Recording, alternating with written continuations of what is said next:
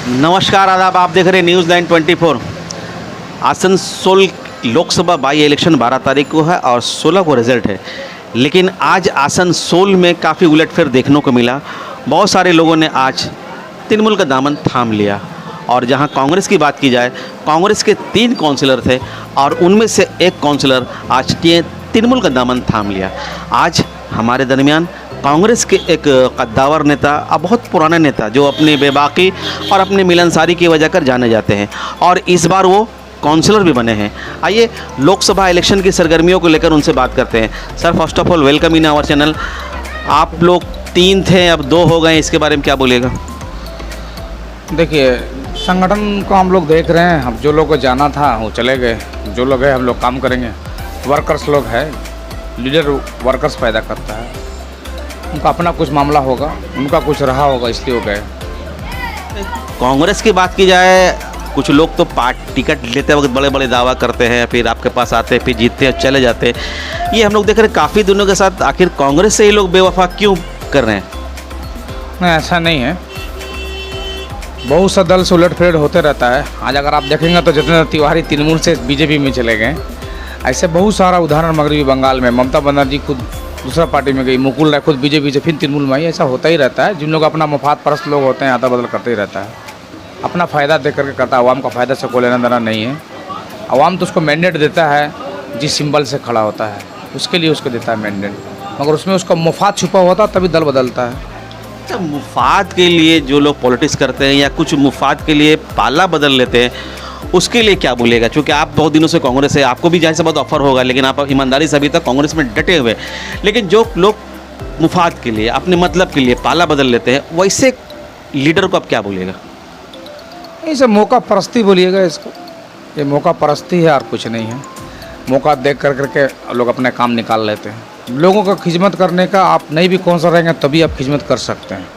तो खिदमत करने का एक मौका मिलता है। और जैसा आप पार्लियामेंट्री इलेक्शन के बारे में बोल रहे हैं, तो आसनसोल बाई इलेक्शन जो पार्लियामेंट्री चल रहा है, तो आप देखे होंगे इससे पहले जो इलेक्शन हुआ था, इस बार का जो इलेक्शन हो रहा है, बहुत ज़मीन आसमान का फ़र्क है। नहीं सर, ये एक बात है कि ये जो आज जो ज्वाइनिंग हुआ, तो इससे आप एमपी इलेक्शन में कितना फ़र्क पड़ेगा आप लोगों को? इससे एमपी इलेक्शन से कोई लेना देना नहीं होगा, चूँकि एमपी का क्षेत्र बहुत बड़ा है। इसमें बहुत सारा पंचायत पंडेसर से लेकर उखड़ा तक आता है। तो इस बार जो इलेक्शन में जो मामला होगा, उसमें बीजेपी, कांग्रेस, सीपीएम ही रहेगा। तृणमूल एक सेलिब्रिटी होकर के रह जाएगी, क्योंकि इससे पहले भी मुनमुन से निषेधन का आया था, भीड़ भाड़ लग रहा था। और इस बार तो हमको लगता है ज़्यादा वोट से हारेगा, कि सिर्फ मुस्लिम इलाका में दिखाई दे रहा है। चूँकि हम आईएनसी का इलेक्शन एजेंट हैं, तो मैं पूरा इलाके का दौरा कर रहा हूँ, देख रहा हूँ, कहीं पर भी तृणमूल कांग्रेस का लोग इस ढंग का नहीं है। सिर्फ मुस्लिम इलाके में जोर दे करके किया जा रहा है, दिखाया जा रहा है। वो सोच रहा है के साथ मुस्लिम वोट जो रामपुर हाट से कहीं खिसक तो नहीं गया है, इसलिए पूरा ताकत मुस्लिम इलाके में दिखाई दे रहा है। नहीं, ऐसा तो नहीं सर। हम तो बहुत बड़े बड़े बैनर, बड़े बड़े होर्डिंग देख रहे हैं तृणमूल कांग्रेस का। उसके जितने बड़े बड़े नेता वो कलकत्ता कुछ नेता आसनसोल में आ गए हैं और डेली कहीं ना कहीं कर्मी सम्मेलन हो रहा, लोग मिल रहे हैं। तो तैयारी तो हम लोग को बहुत ज़बरदस्त तृणमूल का दिखाई दे रहा है। वो सिर्फ शोकेस है, शोकेस दिखाने के लिए है।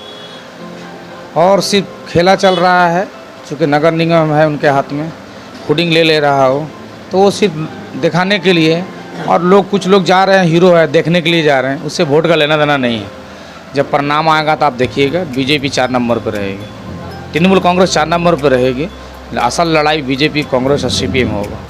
और आप कह रहे हैं कि तृणमूल कांग्रेस 4 नंबर में जा रहा है, आखिर ऐसा क्यों कह रहे हैं आप? चूँकि अभी रिसेंट में रामपुर का जो हाट हुआ, जो रामपुर हाट में जो मामला हुआ, दर्दनाक वाक़या हुआ, इससे पूरा मगरबी बंगाल ही नहीं, पूरा हिंदुस्तान हिल चुका है। चूँकि एक दल ही एक दल के लोगों को मार रहा है, तो इससे तृणमूल के लोगों को भी भयभीत है।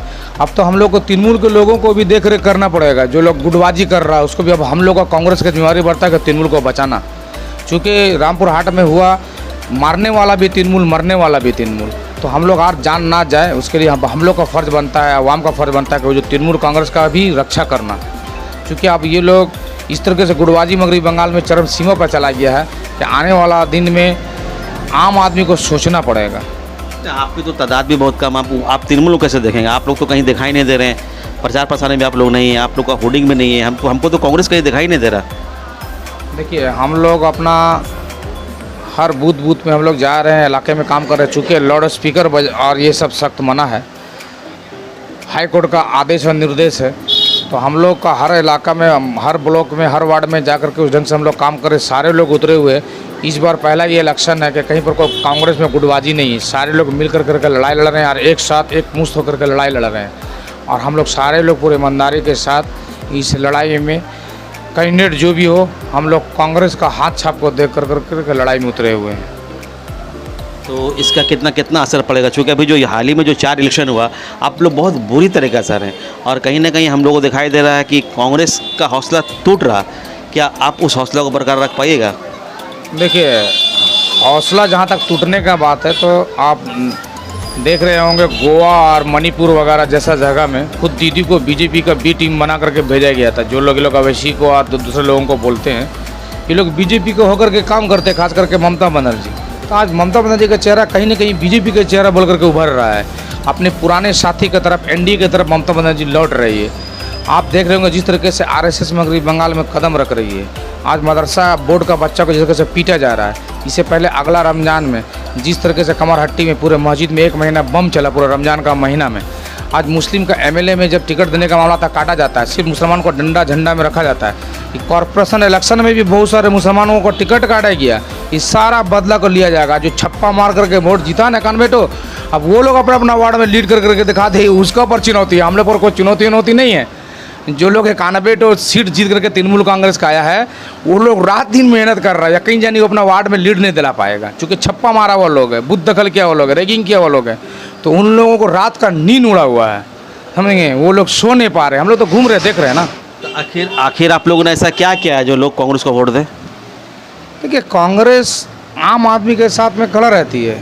आज आप देख लीजिए, अनीशुर रहमान का मामला हो या कुंदन आपका तपन कुंदू हो, या अभी आप जो रामपुर हाट में जो मामला तो हुआ, कांग्रेस पार्टी हमेशा उन लोगों के साथ में कंधा से कंधा मिला करके खड़ी है।